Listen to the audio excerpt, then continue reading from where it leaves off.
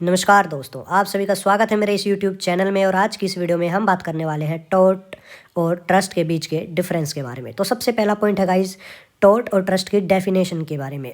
तो सबसे पहले हम टॉर्ट की डेफिनेशन को देख लेते हैं।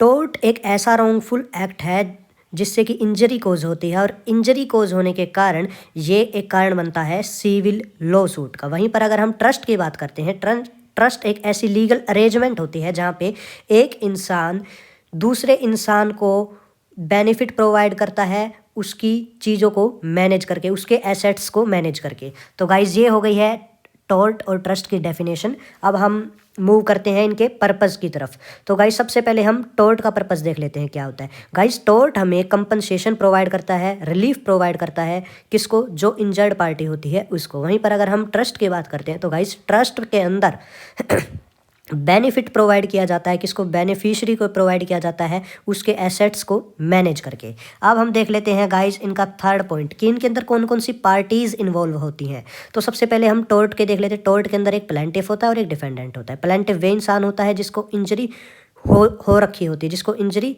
होती है, और डिफेंडेंट वे इंसान होता है जो उस इंजरी के लिए लाइबल होता है, रिस्पॉन्सिबल होता है, जिसने वे इंजरी की होती है। वहीं पर अगर हम बात करते हैं ट्रस्ट की, तो ट्रस्ट के अंदर एक सेटलर और एक गारंटर होता है जो कि ट्रस्ट को क्रिएट करता है। एक होता है ट्रस्टी। ट्रस्टी का काम होता है उसके एसेट्स को मैनेज करना। वहीं पर एक इंसान होता है बेनिफिशियरी, जिसको हम बेनिफिट्स प्रोवाइड करते हैं, जिसके लिए हम एसेट्स को मैनेज करते हैं। गाइज अब हम चल पड़ते हैं इनके फोर्थ पॉइंट। फोर्थ पॉइंट है गाइज नेचर क्या इनके रिलेशनशिप का।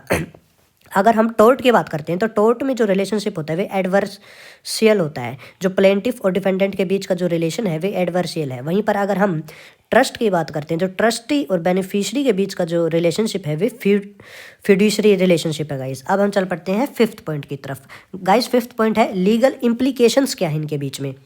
तो जो टॉर्ट है उसके अंदर एक लाइबिलिटी राइज हो जाती है, डैमेज के लिए रिस्पॉन्सिबल होते हैं और कंपनसेशन के लिए रिस्पॉन्सिबल, एक लीगल इम्प्लीकेशंस होती हैं। और अगर हम बात करते हैं ट्रस्ट की, तो ट्रस्ट के अंदर क्या क्या लीगल इम्प्लीकेशंस होती हैं। एक लीगल ऑब्लिगेशन होती है, किसके टुवर्ड? ट्रस्टी के टुवर्ड, और उनको मैनेज करना होता है एसेट्स को, किसके लिए? बेस्ट इंटरेस्ट ऑफ बेनिफिशियरी के लिए। Guys now let's move to the sixth point. Sixth point guys ज़्यादा कुछ नहीं है, एग्जाम्पल्स हैं।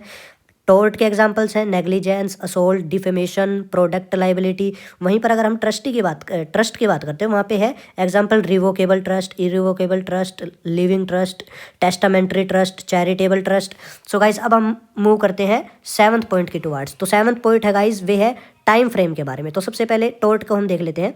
Typically involves a specific incident और एक इवेंट। ठीक है गाइस। और हम वहीं पर अगर ट्रस्ट की बात करते हैं तो can be created during the settlers life time और थ्रो ए विल। किसी भी विल के द्वारा क्रिएट किया जा सकता है, या जब तक सेटलर्स की जो लाइफ होती है, लाइफ टाइम, उनके पूरे लाइफ टाइम के दौरान, तब तक किया जा सकता है। Now let's move to the eight point. Eight point है गाइस एसेट्स की मैनेजमेंट के बारे में। तो टॉर्ट के अंदर एसेट्स की मैनेजमेंट का कोई भी इन्वॉल्वेशन ही नहीं होता है, उसका कुछ इन्वॉल्व ही नहीं होता है, इसलिए इसका आप कह सकते हो कि एक तरीके से नहीं, कुछ भी नहीं होता इसके अंदर। और अगर हम 8 पॉइंट की बात करते हैं तो ट्रस्ट के अंदर हम इन्वॉल्व करते हैं, मैनेज करते हैं एसेट्स को, किसके लिए? बेनिफिशियरी के लिए, ताकि हम उसको बेनिफिट प्रोवाइड कर पाएँ।